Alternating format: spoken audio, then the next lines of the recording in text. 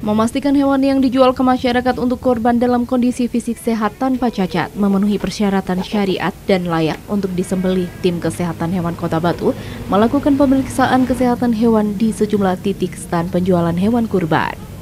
Setelah proses pemeriksaan, pihak penjual diberi kartu hewan kurban sebagai tanda telah dilakukan pemeriksaan kesehatan. Kegiatan pemeriksaan kesehatan hewan kurban ini dilakukan tim kesehatan hewan dari Dinas Pertanian dan Ketahanan Pangan Kota Batu. Pemeriksaan kesehatan hewan yang dijual untuk kurban ini dilaksanakan untuk memastikan hewan yang dijual ke masyarakat untuk kurban dalam kondisi fisik sehat tanpa cacat, memenuhi persyaratan syariat dan layak untuk disembelih. Pemeriksaan oleh tim kesehatan hewan Kota Batu ini dilakukan dengan mendatangi dan memeriksa kesehatan hewan di sejumlah titik stand penjualan hewan untuk kurban yang ada di Kota Batu.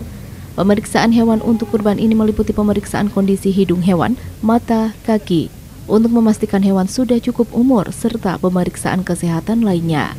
Dokter hewan utami tim kesehatan hewan dari Dinas Pertanian dan Ketahanan Pangan Kota Batu menjelaskan, pemeriksaan kesehatan hewan ini penting untuk memastikan kondisi hewan yang dijual sehat, bebas dari penyakit, dan memenuhi persyaratan syariat untuk dijadikan sebagai hewan kurban.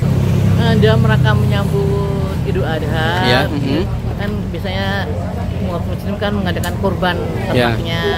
Nah, pada saat itu kita ingin memeriksa apakah ternak-ternak yang dijual, terutama di lapak-lapak juga di peternak-peternak itu mereka aman nggak? Maksudnya selain aman dari penyakit mereka sendiri, juga penyakit zoonosis yang bisa menular dari hewan ke manusia atau sebaliknya. Juga kita mau screening sekalian, ada nggak penyakit-penyakit yang sudah yang kemarin mewabah, kita mencegah supaya dia nggak mau lagi.